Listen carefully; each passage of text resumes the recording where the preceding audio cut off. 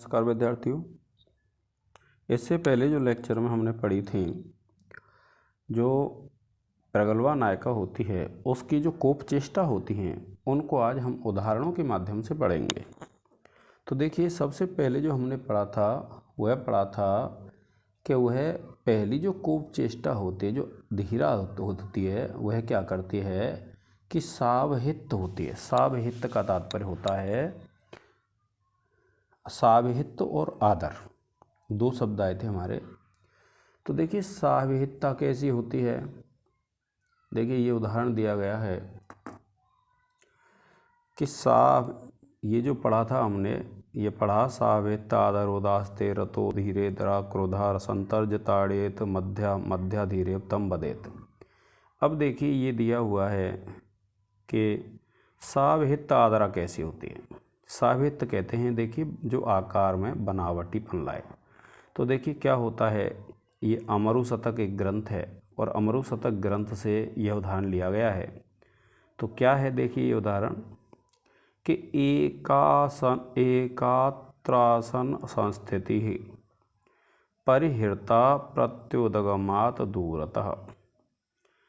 कि नायिका अपने नायक से क्रुद्ध थी, और नायिका जब अपने नायक से क्रुद्ध थी तो उसने आकार, संवरण और आदर कैसे प्रकट किया।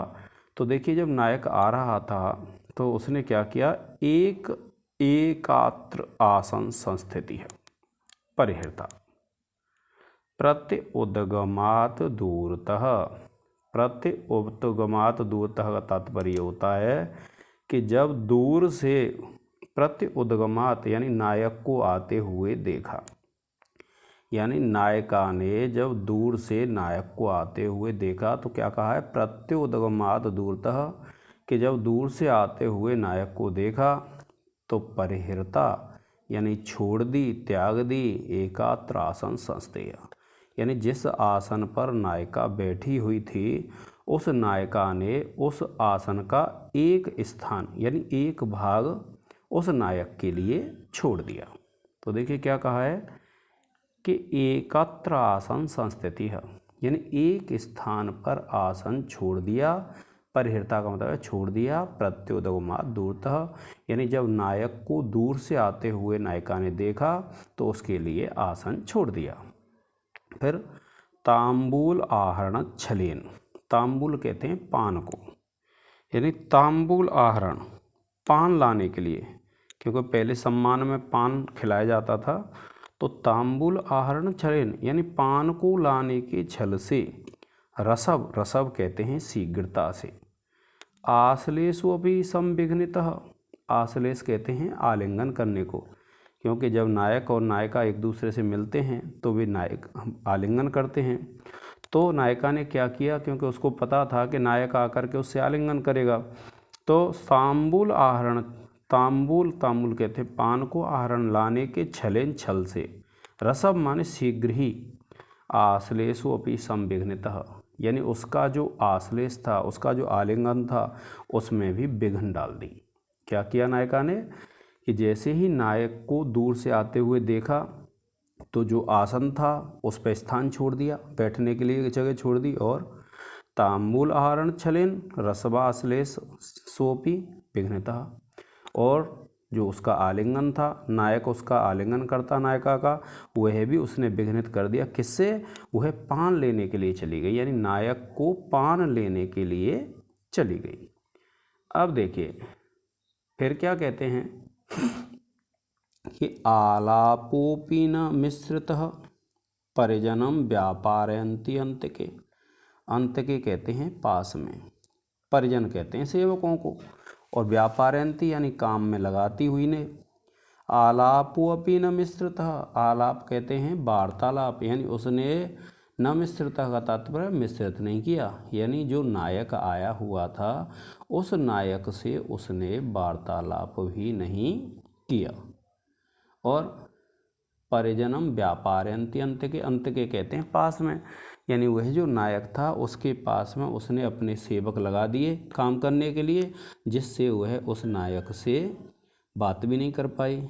और कांतम, कांतम कहते हैं अपने प्रिय को, प्रत्युपचार चतुरया, यानी जो उपचार करने में चतुर थी, जो औपचारिकता करने में चतुर थी, उसने कोपः कृतार्थी कृतः, कि अपना जो कोप था, अपना जो क्रोध था, वह क्या है, कृतार्थ कर दिया। अर्थात वह जो अपना कोप था, उसने उस कोप को व्यक्त कर दिया। क्या कहा है, तो देखिए ये है, आपने देखा साभेत्तादरा यथा अमरु शतके, ये था, और इसमें ये दिया हुआ है पहली पंक्ति का अर्थ, और फिर दूसरी का हमने पढ़ा कि दूसरे में पान लेने के बहाने से चली जाती है, और फिर देखिए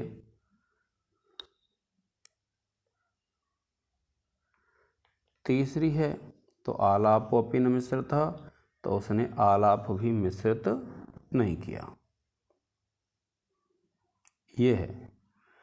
अब देखिए इस श्लोक में क्या बताया है कि अवहित और आदर क्यों है, क्योंकि वह जो नायिका है, नायक उसके पास बैठता, किंतु जब उसने नायक को आते हुए देखा तो वह स्वयं खड़ी हो गई और नायक के लिए आसन दे दिया।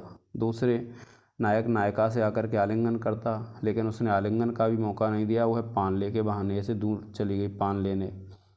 और वह उससे बातचीत करता तो बातचीत का भी मौका नहीं दिया। क्यों? क्योंकि उसके जो सेवक थे, उन सेवकों को उसने उसके पास ही काम में लगा दिया।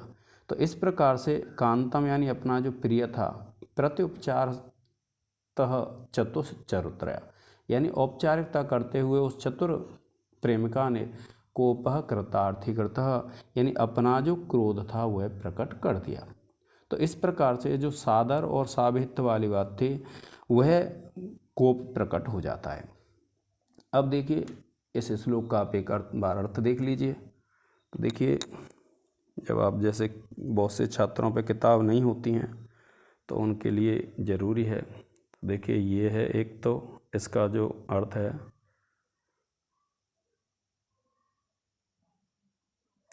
और एक जो अर्थ है विद्यार्थियों वह ये है।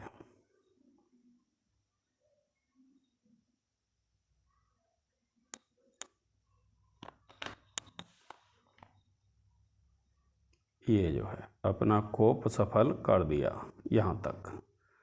तो आपको इस अर्थ को याद कर लेना विद्यार्थियों। आज के इस लेक्चर में इतना ही। जय हिंद, जय भारत। और आगे वाले श्लोक में हम पढ़ेंगे, देखिए अब आगे आएगा रत उदासीना, कि वह जो नायिका है रति क्रीड़ा में कैसे उदासीन रहती है। तो हम आगे पढ़ेंगे इस श्लोक को। तो आज के इस लेक्चर में इतना ही। जय हिंद, जय भारत।